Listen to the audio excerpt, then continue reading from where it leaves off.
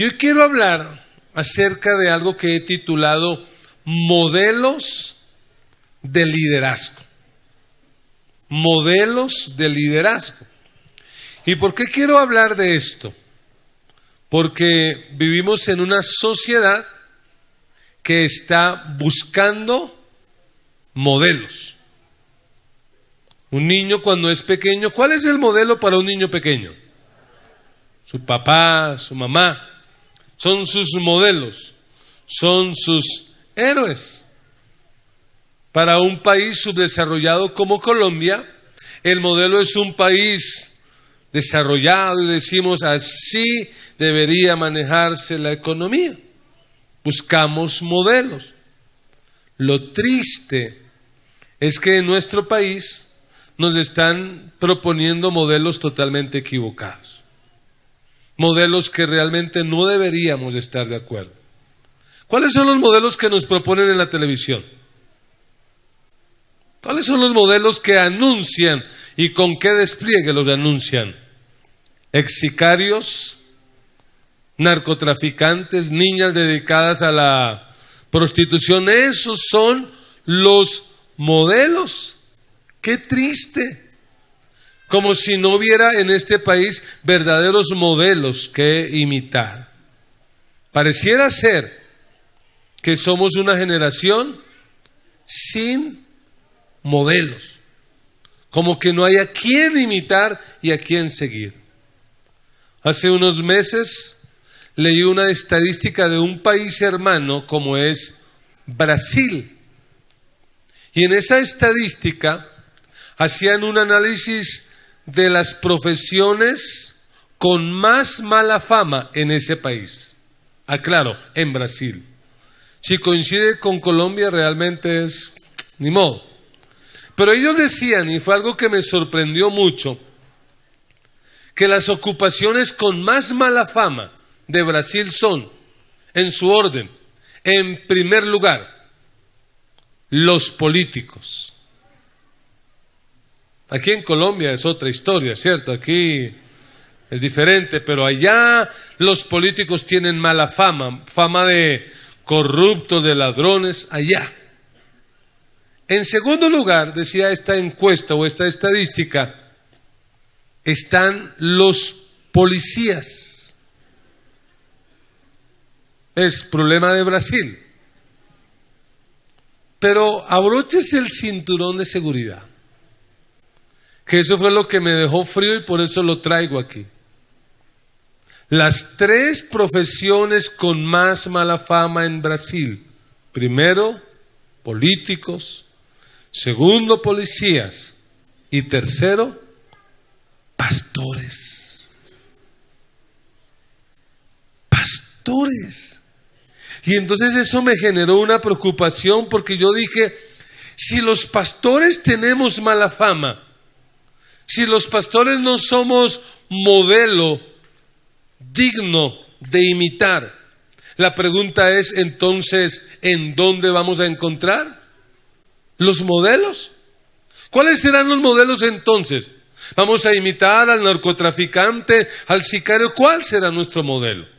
Y yo no estoy aquí en esta mañana para criticar y para atacar, pero sí estoy para plantear una propuesta. Y la propuesta es que dadas las circunstancias, nosotros los cristianos, usted y yo, estamos llamados a ser modelo. Estamos llamados a ser modelo. Si no hay modelos, dígaselo a alguien, yo voy a ser modelo. Vamos a ser modelos, no de top model, vamos a ser modelos de verdad, modelos de vida, modelos de liderazgo. Y quiero que abramos la Biblia en el Evangelio de Marcos y leamos un texto que nos va a dar luz acerca de cómo podríamos ser modelo para la próxima generación. ¿Cómo es que usted y yo podemos realmente ser modelo para los niños y jóvenes que vienen detrás de nosotros?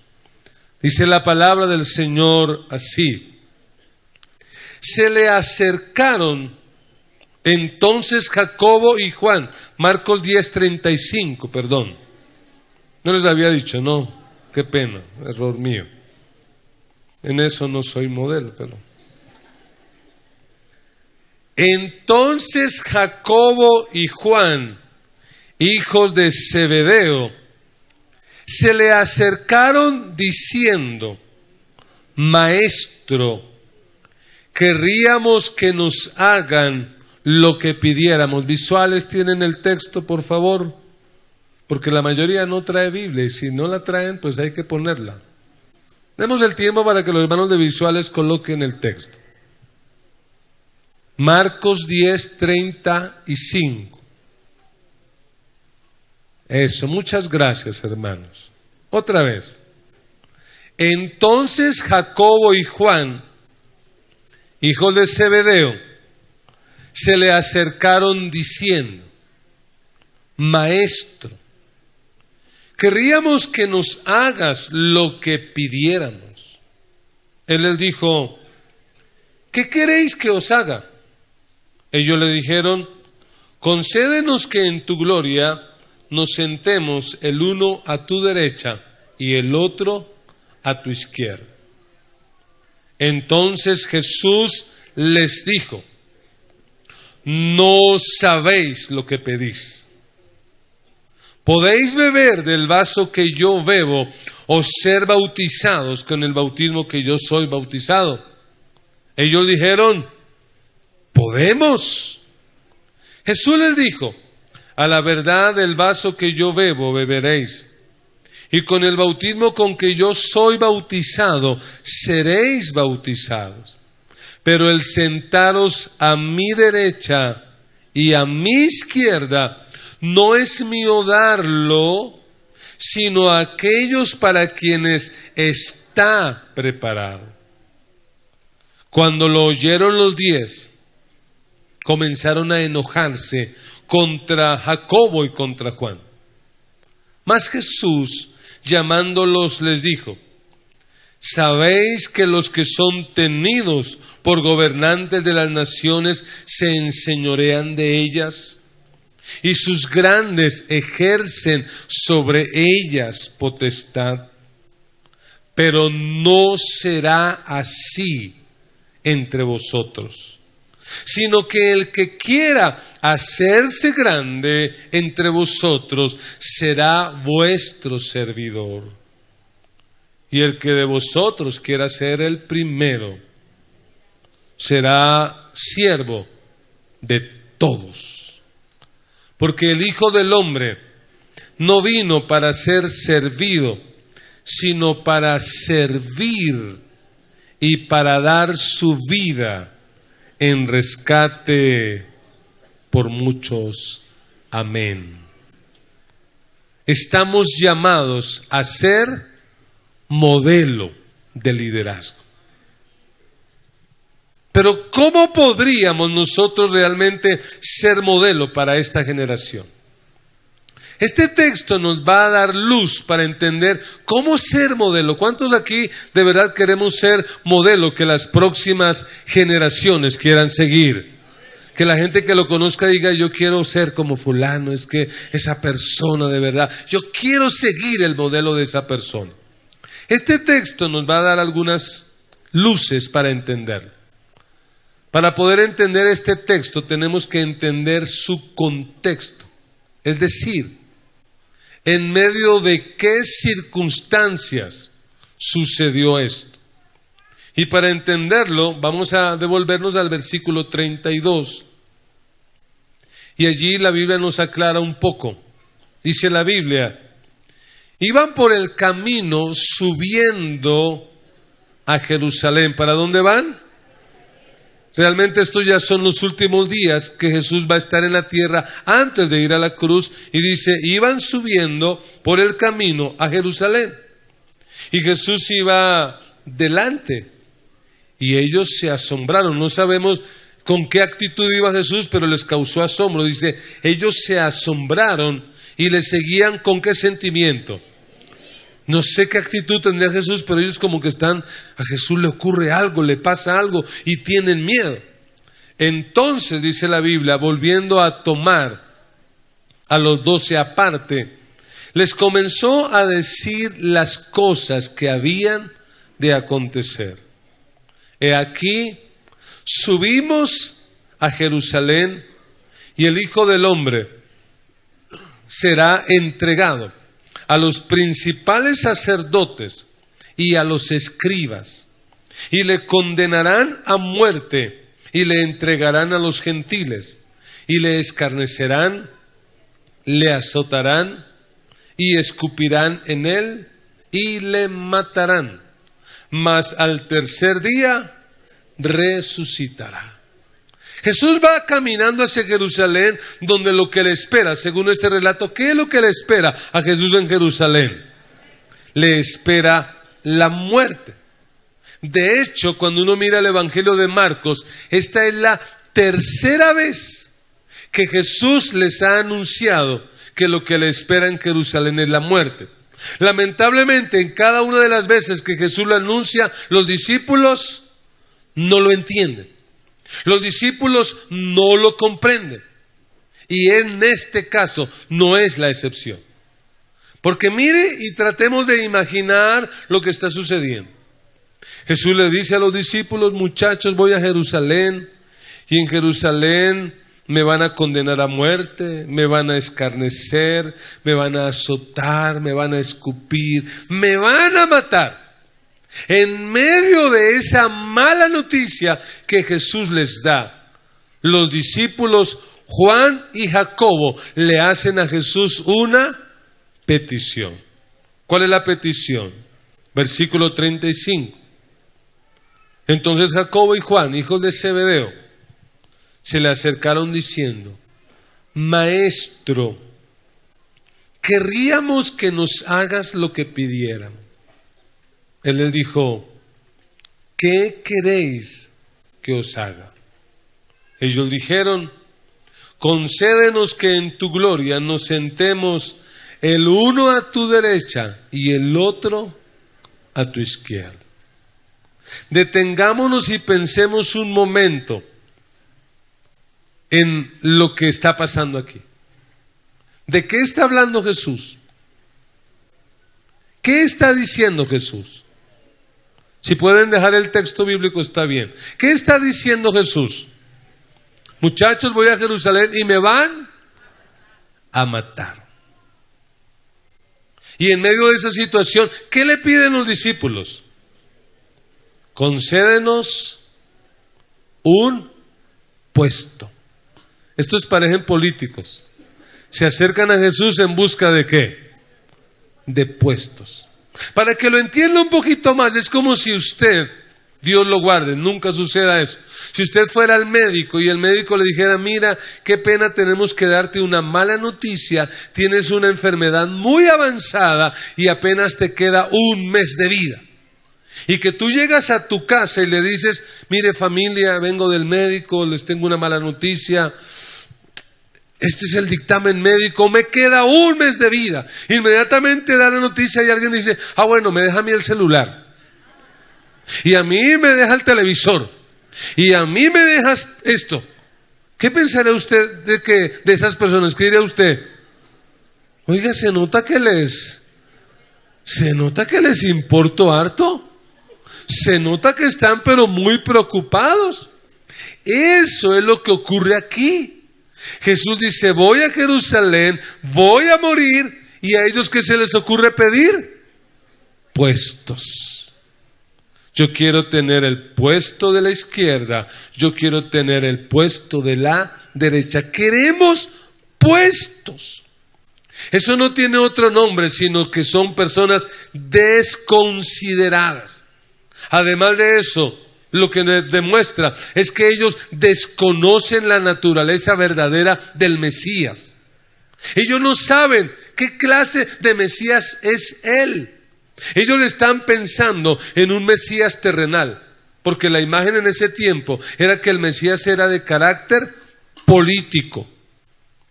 Un Mesías político que llegaba y quitaba el yugo del imperio romano y restablecía el reinado de David en Israel. Ese era el concepto de ellos. Así que cuando ellos piden, por favor, en tu gloria, permítenos sentarnos a la derecha y el otro a la izquierda, ¿qué imagen tienen? ¿La imagen del reino de Dios?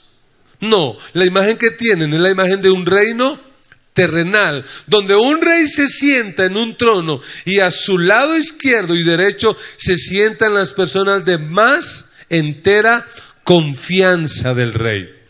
Realmente en las cortes reales de ese tiempo, quien se sentaba a la izquierda y a la derecha era, por llamarlo así, los consejeros de confianza.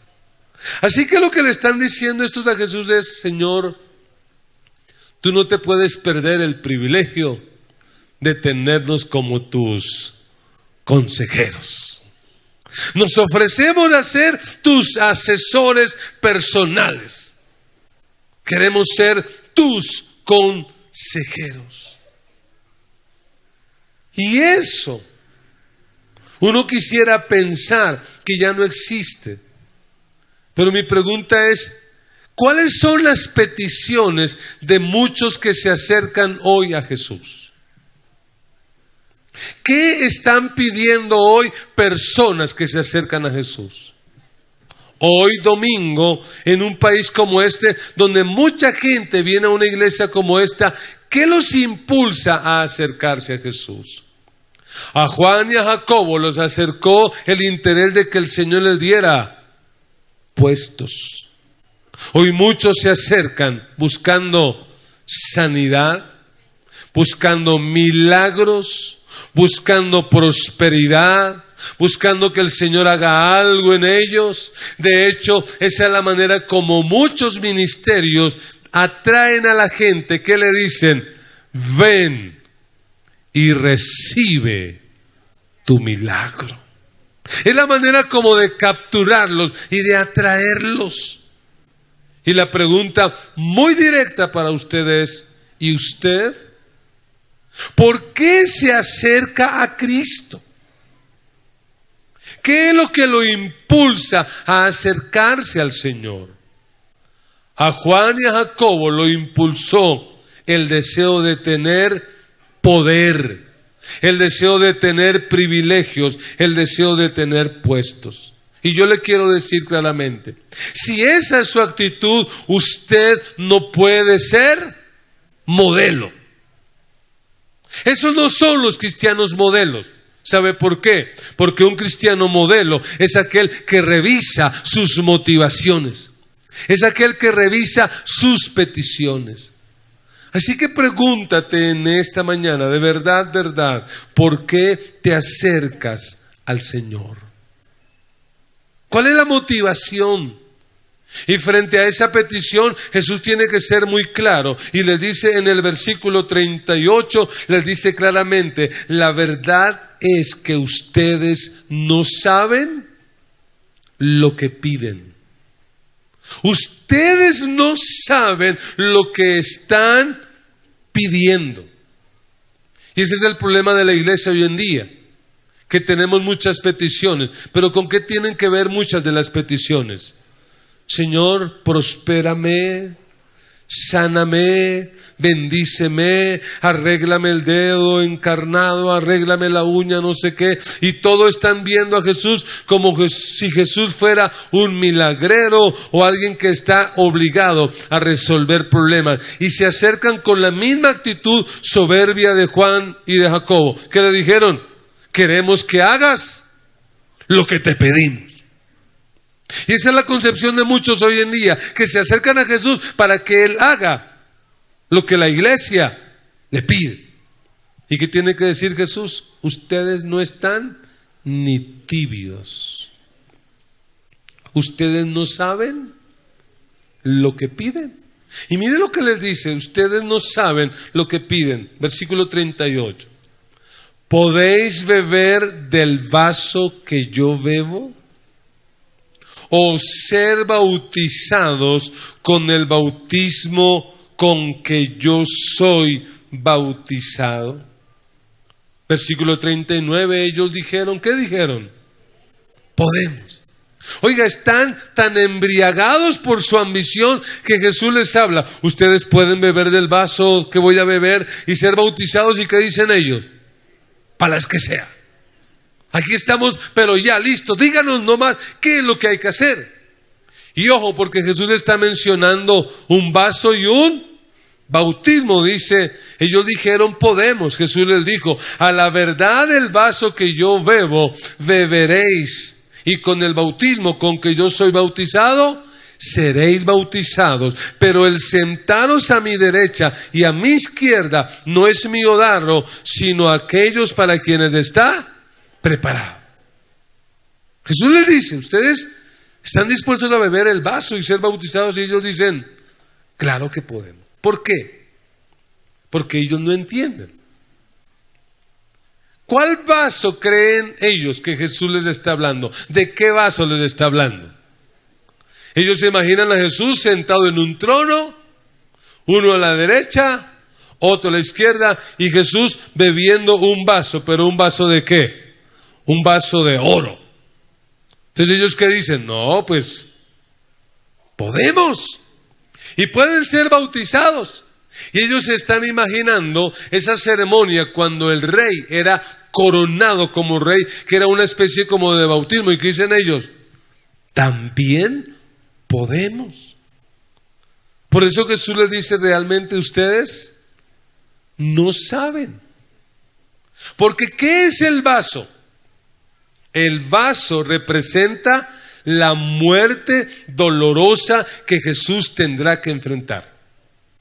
Recuerden cuando Jesús en el Getsemaní ora al Padre y le dice, Padre, si es posible, pasa de mí ¿qué? Esta copa, este vaso. ¿Y a qué vaso se refería Jesús? A la muerte dolorosa, porque cuando Jesús va a la cruz, lo que Él hace es cargar nuestros pecados, cargar nuestra maldad para traer salvación a esta humanidad. Y Él sabía que cuando Él se echaba encima todos los pecados, el Padre Celestial le iba a dar la espalda. Así que Jesús dice, yo no quisiera beber ese vaso. Ese es el vaso del que Jesús está hablando. Pero ellos dicen, claro, podemos. ¿Y a qué se refería con el bautismo? La palabra bautismo, ¿qué significa? Estudiantes de las escuelas, ¿bautismo qué es? Sumergirse.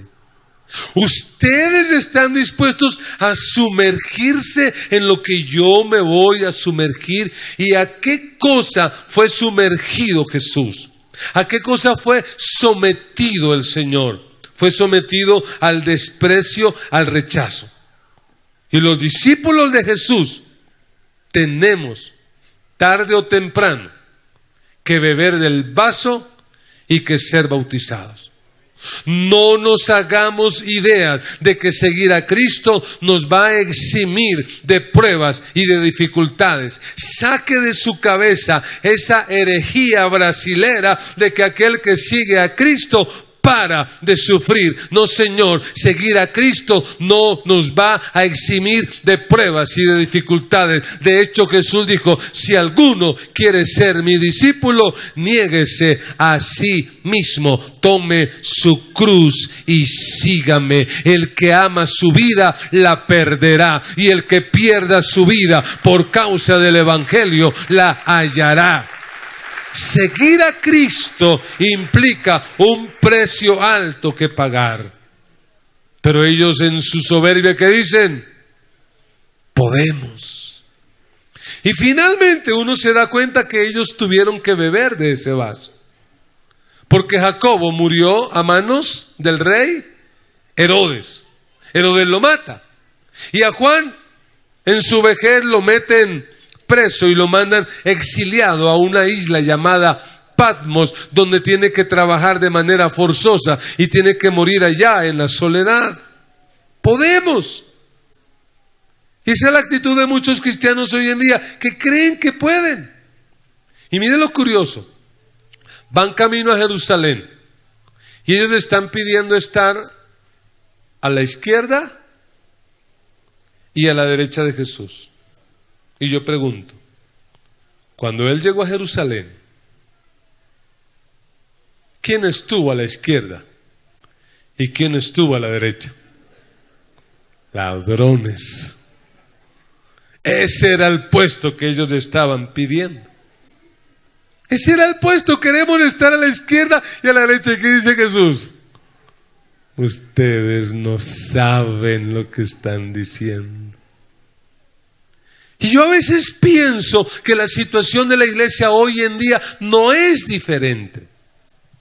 Porque hoy en día la iglesia está creyendo que dado a que Dios nos ha bendecido numéricamente y que en Colombia el pueblo evangélico es un pueblo numeroso, algunos líderes evangélicos están diciendo: este es el momento para subir a las esferas de poder, este es el momento para que nos tomemos la presidencia, para ser senadores, para ser gobernadores y para ser alcaldes y para hacer esto y para deshacer. De hecho, algunos pastores ya se están postulando a ser senadores y algunos hasta ser presidente de la república. ¡Qué vergüenza! Deberían arrepentirse, porque yo sí creo que la iglesia de Cristo tiene el poder para cambiar este país, pero no por medio del poder político, sino por medio del poder de la palabra de Dios y por medio del poder del Espíritu Santo. Claro que la iglesia puede cambiar a este país, pero la va a cambiar por medio del poder del Espíritu de Dios. Estamos equivocados. No sabemos lo que estamos pidiendo. Por eso Jesús, esta petición que le hacen sus dos discípulos, le produce una reacción que él de una vez les dice: ustedes no saben lo que piden. Pero ¿qué efecto produjo esta petición en los otros discípulos? Mira el versículo 41. Cuando lo oyeron los 10, comenzaron a enojarse contra Jacobo y contra Juan. Los otros 10, cuando escuchan esa petición, se enojan. ¿Y por qué cree que se enojaron?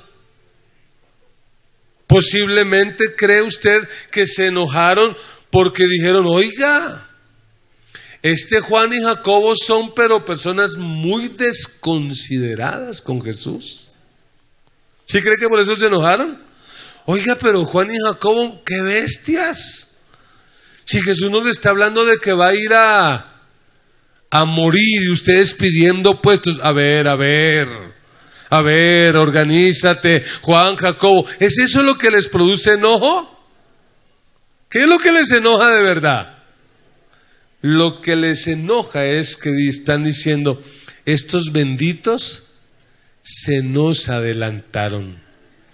Porque recuerde que en el grupo de Jesús, Él tenía un grupo muy íntimo que eran 3 personas. ¿Quiénes eran? Juan, Jacobo y en este caso, en este nuevo negocio, ¿a quién dejaron por fuera? Y perdóneme usar la imaginación, pero a mí se me ocurre que el grupo de los 10, ahora que están enojados, ¿quién lo está liderando? Pedro está diciendo: ¿y esto qué? Muchos nos van a sacar así. No. Recuerden el CBY, ¿cómo voy yo ahí? Porque esto es como algo político, ¿cómo así? Entonces lo que les enoja a ellos sencillamente es la competencia desleal.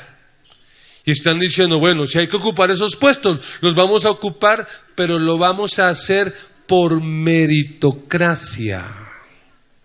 No van a llegar allí por palanca, porque estos dos sí que tenían palanca, porque la mamá de ellos dos era tía de Jesús. Es decir, ellos eran primos hermanos. Así que están diciendo: no, aquí palanca no cabe. Aquí nepotismo no cabe. Competencia correcta.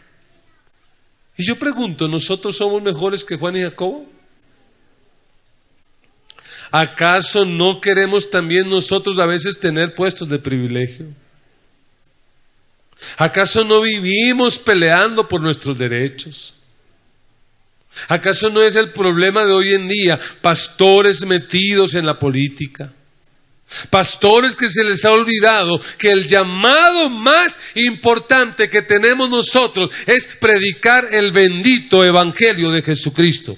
Si a mí me ofrecieran un día ser presidente de este país, yo les digo con sinceridad: jamás me rebajaría a ese cargo. Mi cargo es mucho más alto. Soy embajador en nombre de Cristo. Soy siervo del Dios Altísimo. Y ese cargo es mucho más alto que todos los cargos juntos. Oh, amados, tenemos que reconocer hoy también que no sabemos lo que pedimos. Tenemos que reconocer que al igual que Juan y Jacobo, estamos equivocados cuando pensamos que ser cristiano es algo así como entrar en lo que algunos llaman la escalera del éxito, que es como un camino por el que yo empiezo a ascender y a escalar. Estamos equivocados cuando creemos que podemos convertir a Cristo en el medio para obtener prosperidad. Cuando creemos que podemos hacer que Jesús se ajuste a nuestro programa. Cuando nos creemos tan sobraditos de decir como Juan y Jacobo, queremos que hagas lo que pidiéramos. No, Señor, en el reino de Dios, quien marca las reglas y quien establece las pautas, no somos nosotros, es nuestro Señor Jesucristo, quien está por encima de todo y de todos, quien es Rey y quien es Señor. Alabado sea Dios. Así que no pretendamos enseñarle a Jesús lo que debe hacer. Amado, amada, no hagas del éxito la razón de tu vida. Tú no estás en esta vida solamente para escalar y ser rico y progresar. Tú estás en esta vida para algo más importante que eso. Estás en este planeta para algo más importante. Así que si queremos ser modelo para estas generaciones, en segundo lugar, tendremos que replantear nuestras reacciones. Tenemos que replantear la manera como reaccionamos frente a las circunstancias históricas, sociológicas que nos plantea la vida. Tenemos que replantear eso. Y tenemos que tener bien claro para qué estamos en esta tierra. Algo que me llama la atención de este pasaje es que Jesús no pelea con ellos. Y yo pregunto, ¿Jesús tendría razones para pelear con ellos? ¿Sí o no? ¿Tendría razones para pegarle lo que llamamos en colombiano su alineada? ¿Sí podría haber Jesús haberles pegado su regaño?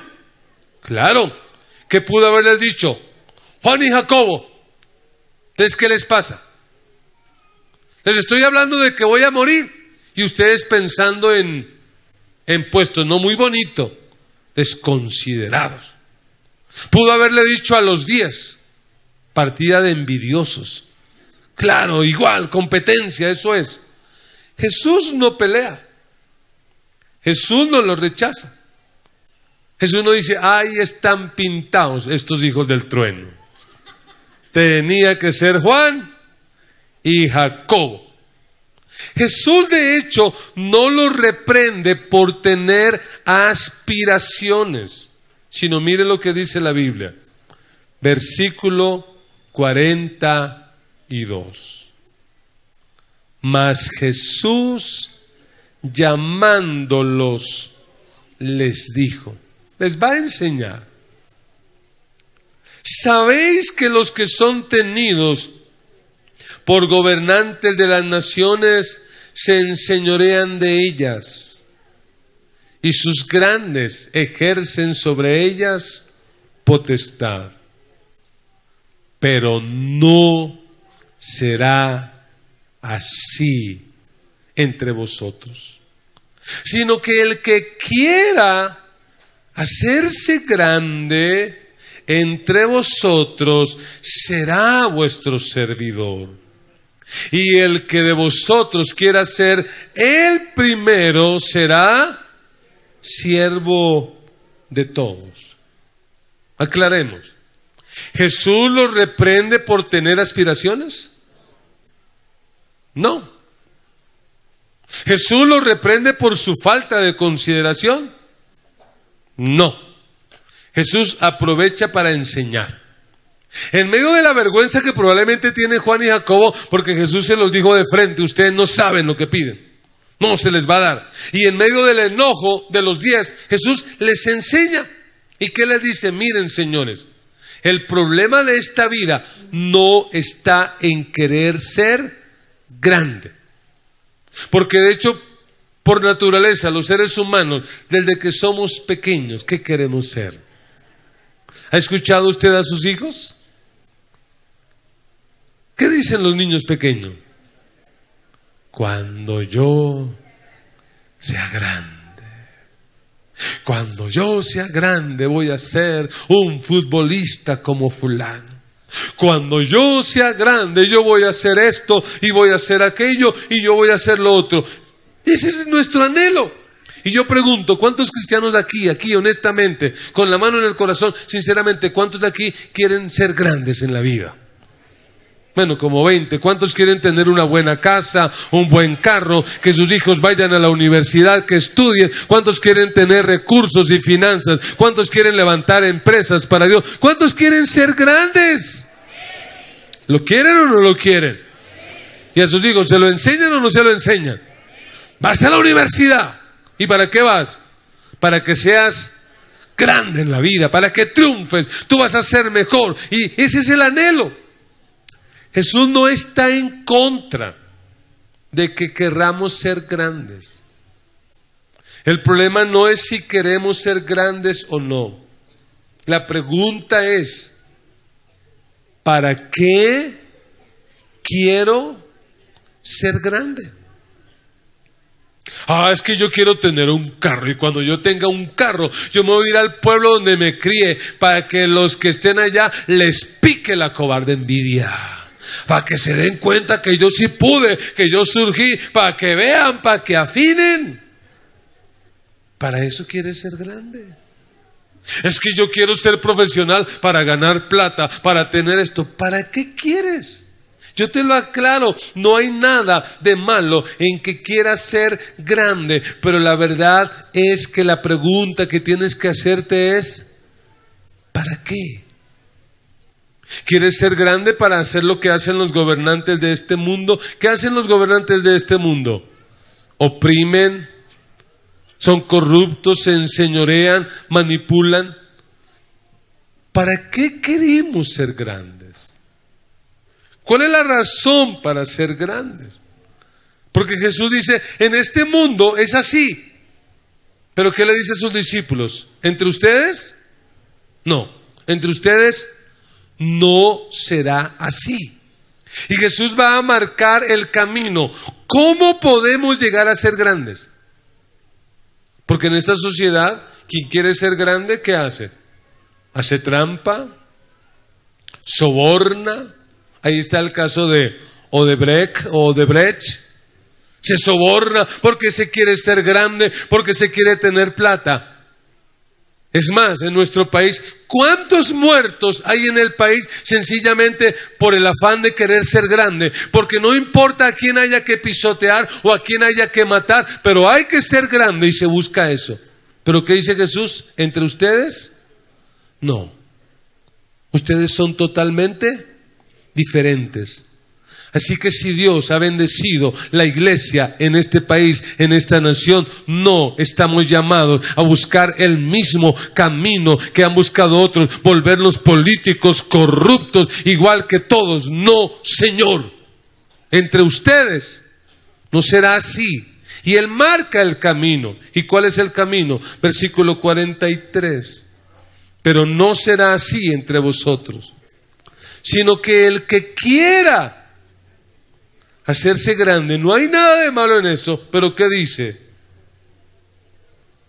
Entre vosotros será vuestro servidor.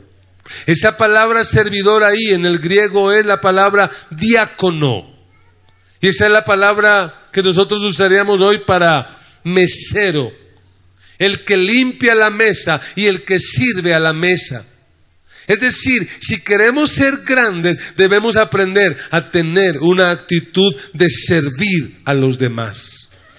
En este mundo, los grandes son los que se sientan a la mesa y gritan e insultan a veces a los meseros. Quiera Dios que ninguno de esta iglesia actúe así cuando va a un restaurante. Porque algún día tuve que sentarme con un líder espiritual y trató a ese mesero que me hizo sentir incómodo. No, Señor, el grande no es el que se sienta en la mesa y grita y paga. El grande es el que sirve esa mesa. Ese es el verdaderamente grande. En esta sociedad puede ser grande el que grita y el que paga, pero en el reino de Dios el grande es el que sirve las mesas. El más grande en esta iglesia no es el que predica aquí todos los domingos. El más grande en esta iglesia es el que limpia los baños día tras día. Ese es el más grande en el reino de los cielos. El que cuida los carros, ese es el más grande. Los que están desarrollando algún servicio, esos son los verdaderamente grandes. Porque nuestra vida, el evangelio que Cristo nos propone es contracultura. Y dice el 44, y el que de vosotros quiera ser el primero, ¿qué tiene que ser? El siervo de todos. Y esa palabra siervo en ese texto es del griego doulos. ¿Y qué era el doulos? Era el esclavo de más baja condición. Es decir, es como decir, era menos que un esclavo. El doulos era el que estaba a la puerta de las casas y cuando llegaba la gente del camino polvoriento era el que le lavaba los pies, era el doulos.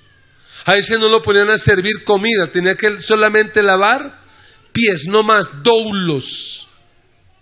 ¿Y qué dice Jesús? El doulos en el reino de Dios es el primero. ¿Y recuerdan a alguien que se hizo doulos por nosotros? Que un día, luego de este suceso, cuando llegan a Jerusalén, finalmente llegan allí, ¿qué hace Jesús? Le dice a Pedro, Pedro, vaya, traiga agua y láveme los pies, aquí están, lávemelos. ¿Sí? ¿Qué hace Jesús? Les lava los pies. Y por eso Pedro y los discípulos, ¿qué dicen? No puede ser, si este es nuestro maestro, es el Señor. Y Jesús dice, si ustedes me llaman a mí Señor y Maestro y dicen verdad, porque lo soy. Si yo, que soy el Señor y el Maestro, les he lavado los pies, ustedes deben hacer también lo mismo, porque ejemplo les he dado. Amados hermanos, en el reino de Dios todo es diferente. En el reino de Dios, el rico no es el que acumula más. El rico es el que más da. En el reino de Dios, el rico no es el que tiene más. El rico es el que necesita menos y por eso da. En el reino de Dios, el grande no es el que manda. El grande no es el que grita. No es el que cuando llega todos los días después del trabajo grita a la esposa y le dice, Juana, llegó tu marido, aquí estoy, tráeme la comida, tráeme esto. Uy, llegó el grande. No, ese no es grande. Ante los ojos de Dios no es grande. El grande es aquel que llega, se coloca el delantal y antes ayuda a servir. Ese es el verdaderamente grande en el reino de los cielos. Ese es el grande que Dios quiere que nosotros seamos. Ese es el grande. Por eso Jesús dice, qué pena, pero entre ustedes no será así. Entre ustedes es diferente. Eres grande, mujer, cuando atiendes a tu esposo y lo atiendes con amor. Eres grande. Eres grande, hijo, cuando honras a tus padres y los atiendes como ellos se merecen. Eres grande. Somos grandes cuando nos dedicamos a servir. Somos grandes. ¿Cuántos quieren ser grandes? ¿Qué nos toca hacer? Servir. En este mundo grande es el que grita, el que manda, el que tiene el poder. Pero en el reino de Dios, esos no son los grandes. Por eso cuando lleguemos al reino de Dios, a los cielos, nos vamos a llevar sorpresas. Porque muchos que parecían grandes en esta tierra, en el cielo van a pasar desapercibidos. Pero muchos que sirvieron a Dios tras bambalinas, tras la cortina, donde nadie los vio, lavando los baños, haciendo tareas tan sencillas, esos son los verdaderamente grandes. Y esos serán los primeros en el reino de Dios, los que se dedicaron a servir, a servir. Esos son. Que el Señor nos ayude a nosotros. Porque cuando miramos a Juan y Jacobo realmente no somos tan diferentes. Nosotros también fallamos hoy. Cuando exaltamos a los poderosos y despreciamos a los humildes. Si tú eres un verdadero cristiano, vas a dedicarte a servir y vas a exaltar al humilde. Cuidado con tratar mal a la persona que te sirve.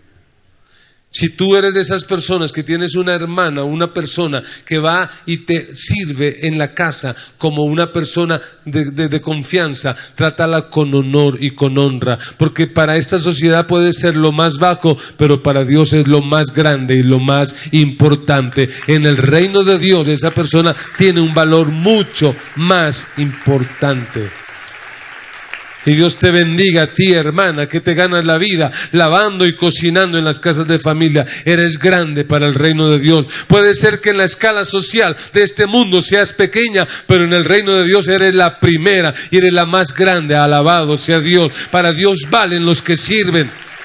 Esos son los verdaderamente grandes. Cometemos el mismo error que Juan y Jacobo. Cuando nos embobamos viendo películas de Hollywood y series de televisión donde se exalta la violencia, el sexo ilícito, el narcotráfico, la vulgaridad, la muerte, estamos en el mismo error.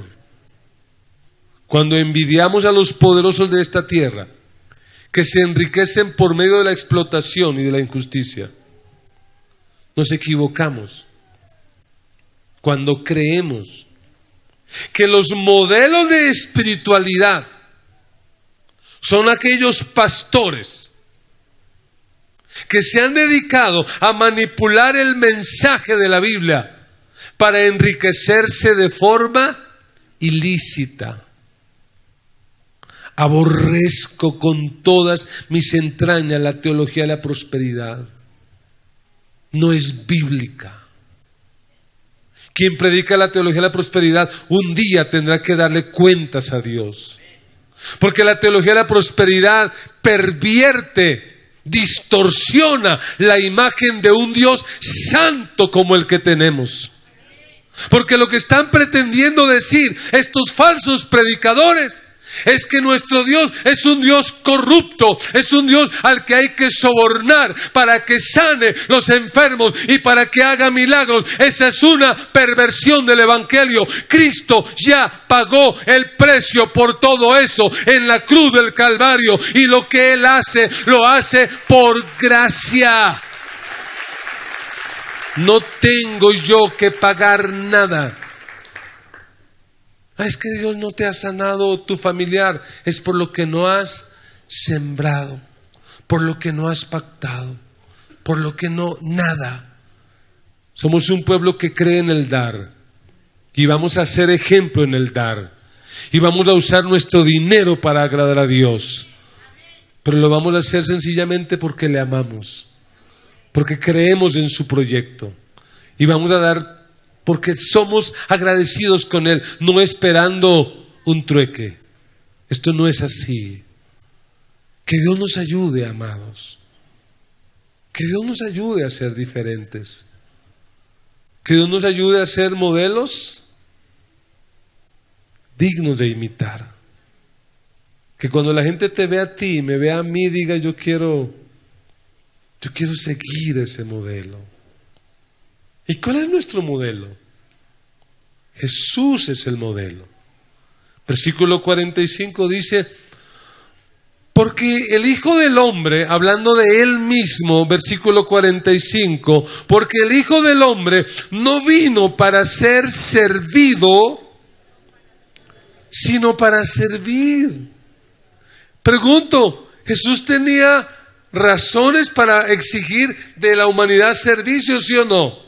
Háganme esto, hagan aquello. Y hay gente que es experta en eso, tienen el don de mandar, pero no tienen el don de servir. Donde llegan van mandando y van insultando y van atropellando. Jesús dice, yo no vine para ser servido, vine para servir. Y no solo para servir, vine para dar mi vida en rescate por muchos. Ese es el modelo para ti y para mí. ¿Qué vamos a hacer con el resto de vida que tengamos? Vamos a servir y vamos a dar nuestra vida para que otros conozcan a Jesús. Jesús dio su vida para pagar un precio, el precio de nuestra salvación. En rescate significa el precio que se pagaba por un esclavo para que ese fuera libre. Él es el modelo para nosotros. Tenemos que decir un día como Pablo, sed imitadores de mí, así como yo soy imitador de Cristo. ¿Quieres ser un modelo para esta generación? ¿Qué tienes que hacer? Imitar a Cristo. Y quiero terminar invitándole a leer el versículo 51, más adelante de este suceso. La Biblia dice que Jesús se encontró con un ciego llamado Bartimeo. Y este ciego grita y hace escándalo para que Jesús lo atienda. Y en el versículo 51 dice la Biblia, respondiendo Jesús le dijo, ojo con esta pregunta, ¿qué quieres que te haga? Téngala ahí. ¿Qué quieres que te haga? Y ahora mire, devuélvase el versículo 36. A Juan y a Jacobo, ¿qué pregunta les hizo? ¿Qué queréis que os haga? La pregunta es la misma. A Juan y a Jacobo le dice, bueno, ¿qué quieren? ¿Qué quieren que haga? Y al ciego le dice, ¿qué quiere que haga? La pregunta es la misma, la diferencia es la respuesta. Juan y Jacobo, ¿qué dijeron? Nosotros queremos poder. Nosotros queremos puestos. Nosotros queremos estar por encima, ser los primeros. Pero ¿qué dijo Bartimeo? Versículo 51. ¿Qué queréis que os haga, que te haga? ¿Y qué dijo Bartimeo? Maestro, que recobre la vista. Yo creo que la iglesia hoy, la iglesia cristiana en Colombia hoy, más que puestos, más que poder, lo que la iglesia necesita hoy es recobrar la vista. ¿Y cuál va a ser la respuesta tuya para Jesús? ¿Qué quieres que te haga? Señor, ya que estamos en esas confianzas, pues aprovecho para pedirte lo de la casa y lo del carro y la plata, esto, aquello, lo otro, te pido por acá. Creo que nuestra oración en esta mañana debería ser, Señor, permítenos recobrar la vista. Permite que podamos volver a ver y que como iglesia entendamos la importancia de vivir por el poder del amor y no por el amor al poder. Debemos vivir por el poder del amor y no por el amor al poder. Cierre sus ojos en esta mañana.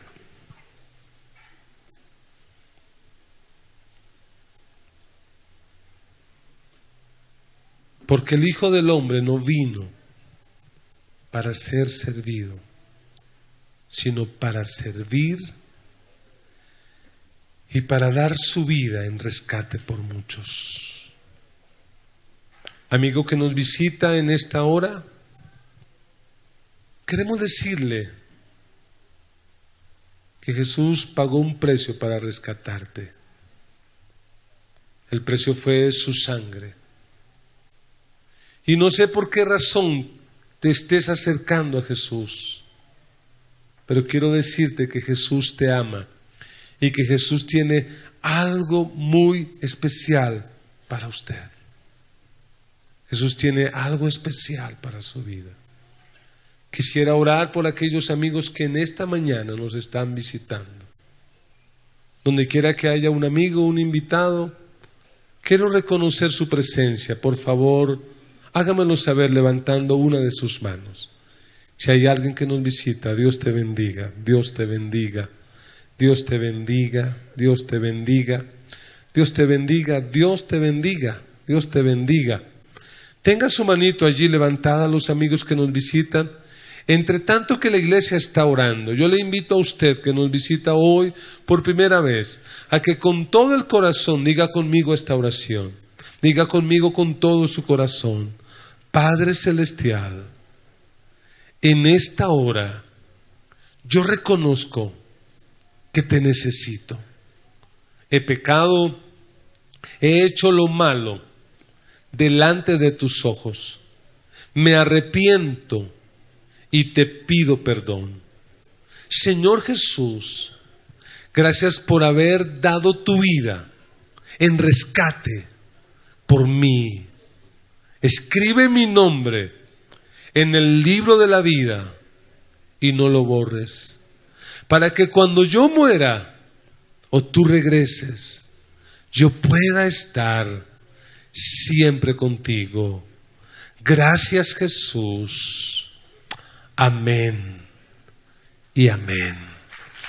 Damos un aplauso al Señor por la vida de nuestros amigos que hoy toman esta decisión. Queremos pedirle un segundo favor a usted que nos visita. Regálenos 3 minutos, por favor.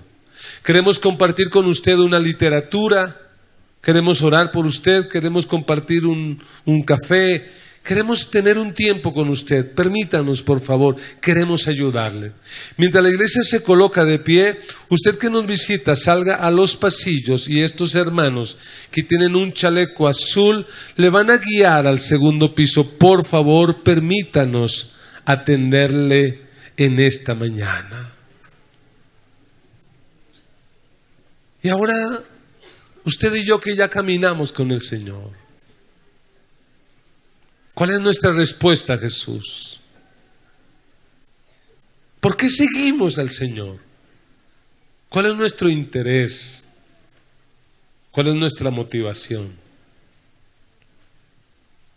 Dios no tiene problema en que tú quieras ser grande o quieras ser el primero. Pero la pregunta es: ¿grande para qué? El primero, ¿para qué? Yo oro al Señor para que Dios te bendiga. Yo oro al Señor para que Dios te prospere. Pero que no importa al lugar donde Dios te coloque un día y te exalte, que tú entiendas que Dios te va a dar lo que te va a dar y te va a exaltar a donde te va a exaltar, para que desde allí puedas seguir sirviendo a otros. Que puedas usar tu vida para servir a otros. Levante sus manos al cielo. Hable con Dios. Respóndale al Señor con sus propias palabras, con toda sinceridad. Alguno, la primera oración que tenemos que decirle al Señor en esta hora es: Señor, perdóname. Señor, perdóname porque al igual que Juan y Jacobo, no sé ni siquiera lo que pido. Perdóname, Señor, porque al igual que estos discípulos tuyos, no sé ni por qué pido, ni cómo pido. Perdóname, Señor. Señor, enséñame a pedir. Que en lugar de pedir puestos, que en lugar de pedir poder, pueda decir como Bartimeo: Señor, que recobre la vista. Señor, haz que yo pueda recobrar la vista. Señor, haz que yo pueda recuperar la vista.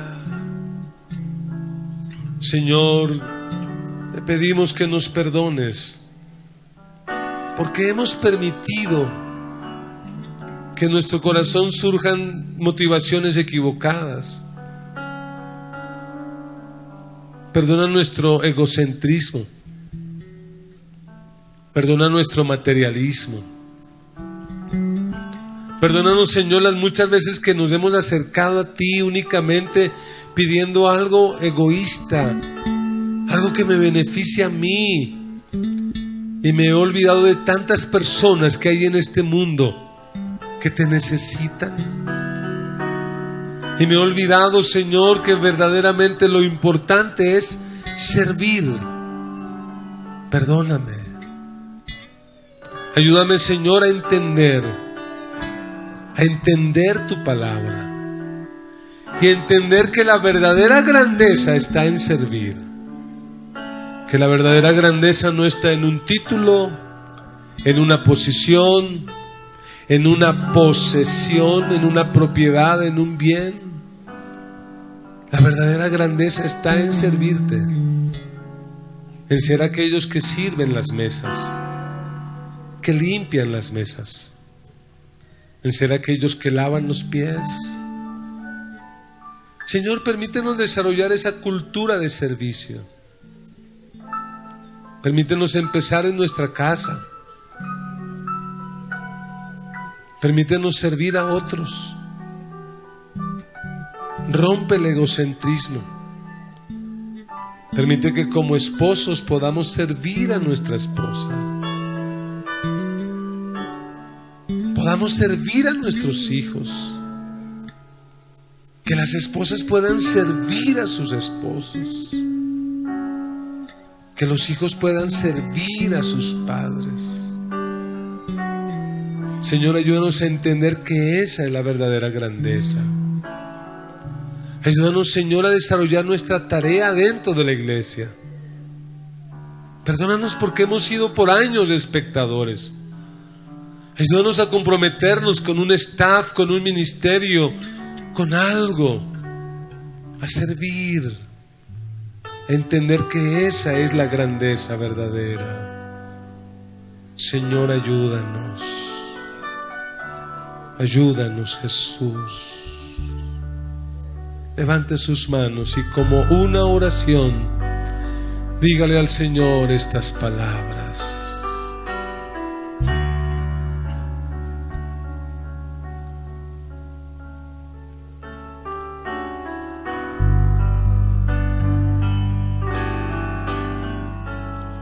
Renuévame, Señor Jesús. Ya no quiero ser igual. Renuévame, Señor Jesús. Pon en mí tu corazón, porque todo lo que hay dentro de mí necesita ser cambiado, Señor. Porque todo lo que hay dentro de mi corazón necesita más de ti.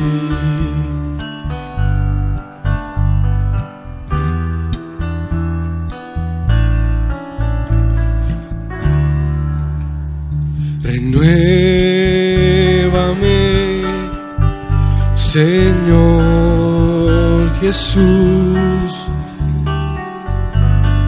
Ya no quiero ser igual.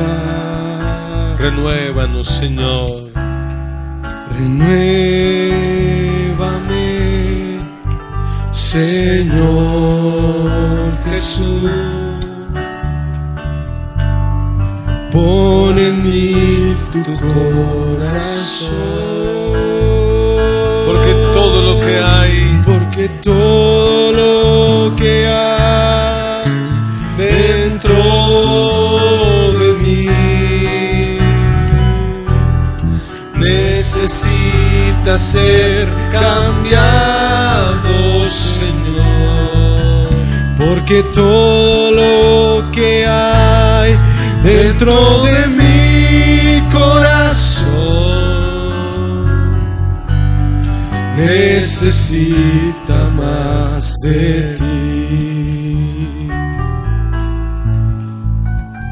Señor, permite que esta semana sea una semana donde podamos aplicar esta palabra. Permite que podamos desarrollar la cultura del servicio, servir a otros, Señor, con amor. Permite que durante esta semana podamos dar nuestra vida.